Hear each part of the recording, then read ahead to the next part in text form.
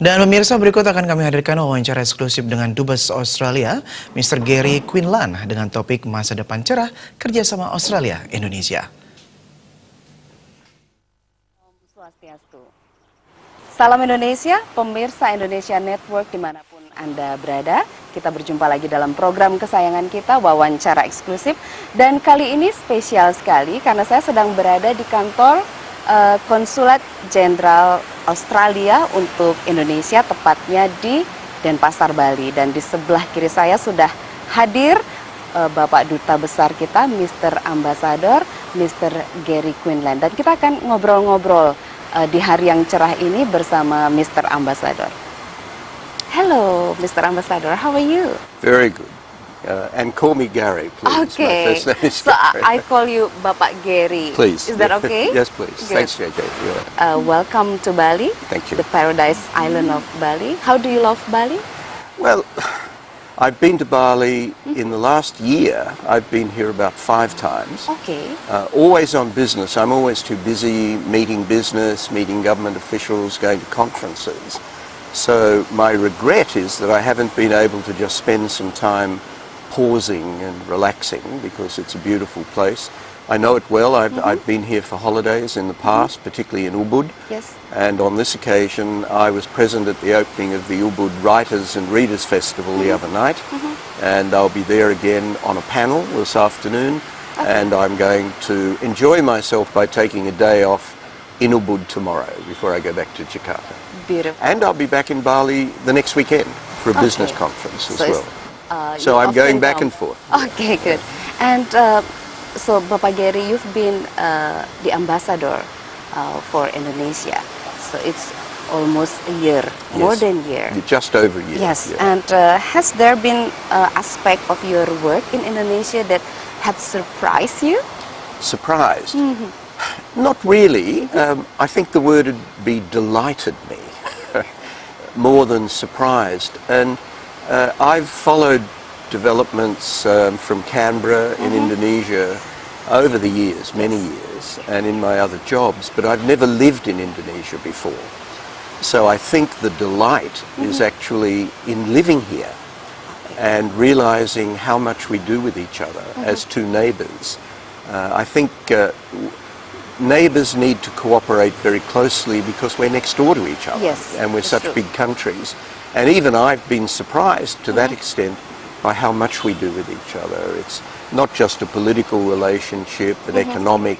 It's in maritime cooperation and law enforcement and cultural exchanges and education.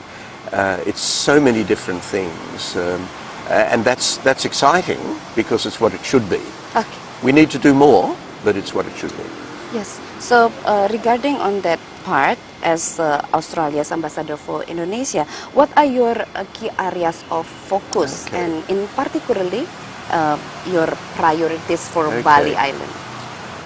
Priorities. There was always so many priorities and not enough time to do everything that you want to do. But look, I think in the first instance, one of my big priorities is to help the strategic cooperation between the two countries, to help shape what happens in our own region. Because we're both very big countries, we're both quite influential countries, and when we combine together, which we do in so many ways, we can have quite an effective influence on how things develop in our own region. So we do a lot of work together across regional policy on counter-terrorism, law enforcement, people trafficking, and so many other areas like that. Maritime cooperation, that's a top priority. The economic business links, because we don't do enough with each other economically. And we've now signed a new economic partnership agreement this year. It'll soon be ratified by both our parliaments. And that will be a new platform, a new basis for our business people to start doing a lot more business with each other. So that's a very big priority. And then people to people, education links, cultural links, media links, tourism. And Bali, well, Bali, a big tourist centre for Australia, and that's fine, and that's good. But what I want to explore is the business links. the creative economy, digital cooperation. There's over 1,000 Australian businesses working here in Bali, and we want to grow them more, and we want to get more Balinese going to Australia for education, business linkages. So that's a big priority, actually. It's already in all aspects. Yes, Yeah, exactly, okay. And exactly. regarding the new agreement that you mentioned, because the trade and investment are the key areas of Indonesia and Australia. Yes. And as you mentioned, the new trade agreement, so between two countries, how it gonna be benefit for Balinese people, especially in business? I think it's a very forward-looking agreement, trying to set a new basis for the two economies to grow with each other over the next 5 years, 10 years, 15, 20 years, and in the new industries that are going to provide jobs for the future. So digital, creative economy, more sophisticated ways of tourist development. So I think there'll be opportunities for investment from Australia in tourist infrastructure, quality tourist infrastructure, health services, and in areas of environmental sustainability, the use of energy, smart cities. Smart cities. Denpasar and Perth are looking at concluding an agreement about smart cities, and the Asia Pacific Smart Cities Conference will be held here in Denpasar next year. So there's a lot of things in those areas, and more educational linkages. I spoke to a group of 50 Indonesian postgraduate students who are going down to Australia, some of them leaving today. I spent some time with them yesterday, and they're going down. They're from right across the archipelago, but the training facilities for their English language ability are based here in Bali, and they've spent quite a lot of time perfecting their English, and then they're going down to Australia to do PhDs, doctorates, and other postgraduate degrees. Then they'll come back, and across a whole range of different studies, politics, business, administration, marine science, environmental sustainability, tourism development. So all of these things are in fact the future, and of course young people are the future. And Indonesia has some of the most exciting young people in the world. They're so dynamic. So it sounds so exciting for us. It is, yeah. I'm really sure that now the viewers who are listening to you, and they will have more excitement. I hope so. I'm quite excited about it. Yes. Particularly anything with young people, young entrepreneurs, because it's the future for all of us. Yes, of course. And it's a good start for this both for the new country. agreement and the countries. Exactly. Yeah. And what about the cultural exchange programs? What the types of the programs that you have between Indonesia and Australia? I mean, there's a lot in the educational area, if you think of culture very broadly. Yeah. So a lot of educational exchange, but we have cultural programs in music. In music. The West Australian Ballet, for example, works very closely with Ballet ID, Ballet Indonesia, helping them develop capacity and a repertoire. I spent some time with some of the young dancing communities out of Indonesia a couple of months ago. Brilliant, really brilliant. And what we want to do is take some of those young Indonesians to Australia and get them to perform in some of our capital cities, Perth, Sydney, Melbourne, Brisbane, because I think they would give a really young, dynamic, new image of Indonesia to Australians. We have artistic exchanges. At the moment, the National Gallery of Australia in Canberra has a very, very big exhibition of contemporary Indonesian painting over the last 20 years. And it's the largest exhibition of contemporary Indonesian art ever shown overseas. And our National Gallery has bought about 2/3 of the paintings to make them the basis of a new collection of contemporary Indonesian art in our National Gallery. And we're very strongly supportive of that. We have a Muslim exchange program so that our Muslim communities get to understand each other more. when the new international university opens in Jakarta, the Islamic International University, later next year, we will want some of our scholars to come to Indonesia to learn about Islam in Indonesia, so they see it through Indonesian eyes. So all those kinds of exchanges are extremely important. Very interesting.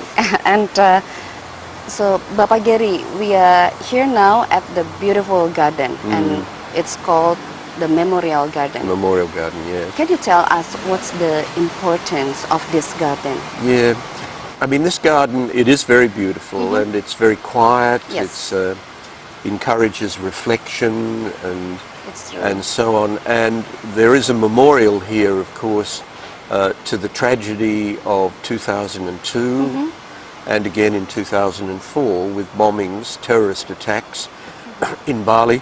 38 in 2002, as you know, 38 Indonesians were tragically killed, 88 Australians, and then 4 more Australians in 2005. So this is a memorial to them, but all of those who were killed from 22 countries, because we must never forget, we must always remember them.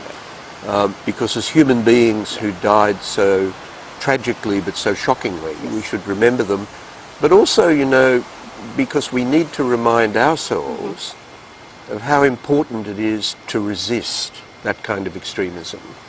And frankly, I think coming to a garden like this, you remember the people, you remember individuals, but you also, I hope, say to yourself, we simply must not allow this to happen again. So I think it's a very important part, not only of looking to the past, but looking to the future, of how we can stop this. And Australia and Indonesia have the closest cooperation, the closest of any two countries in the region to fight terrorism. So, Bapak Gary, we understand that you will be attending one event, which is the Ubud Writers and Readers Festival, and you will be one of the panelists. So, a good panelist, I hope. I'm not sure. I'm sure about that. And why do you think it is so popular in the world, and what is the importance of this event? I was thinking about that because we were at the palace and we were in the outer courtyard. There are 9 courtyards and we were in the first courtyard. And it is so beautiful. And you really do feel the spirituality, I think, of Ubud and the location.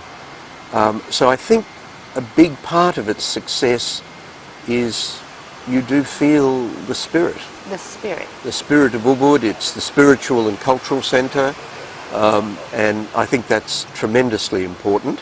And also, people are interested in Indonesia. I mean, Indonesia is such a huge country. It's the 4th largest country in the world. And this year, I think there are about 180 speakers from 30 different countries. There are 40 Australian writers who are going to participate. And there's a huge amount of interest, I think, in Indonesia. And Ubud is the centre, the spiritual centre. And the fact that the festival has grown so quickly and become so big, it's now one of the 5 major festivals of its kind anywhere in the world, says this is a successful and important festival. And just looking at the crowd the other night, there are people who've been there every year for 16 years.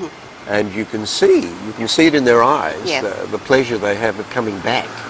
So I intend to come back next year, and I hope next year just to spend 3 days attending the festival on my own, just to participate more in the festival and listen and talk to people.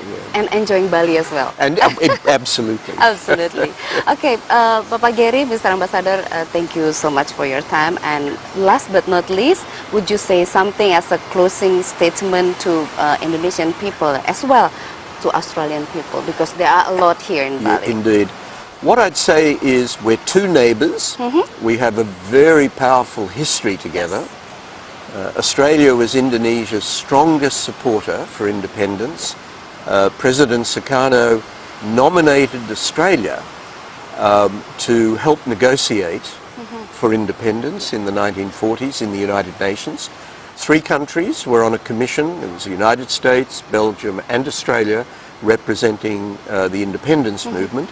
We had a perfect beginning because we believed in self-determination, freedom, independence for Indonesia from the very beginning. Yes. And that's the basis of a tremendously strong relationship. We're now working closer together than we ever have at the government level.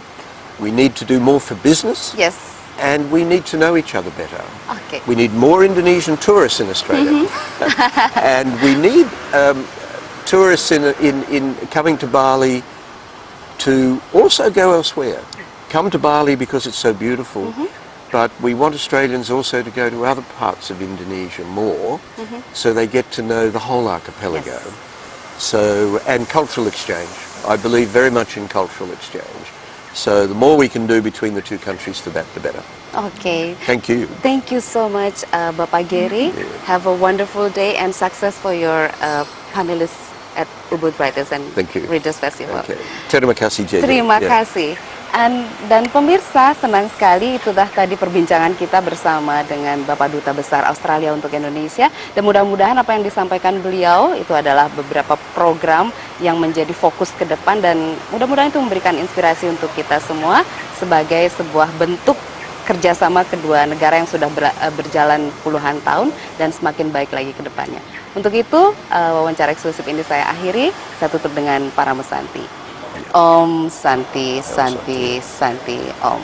Salam Indonesia.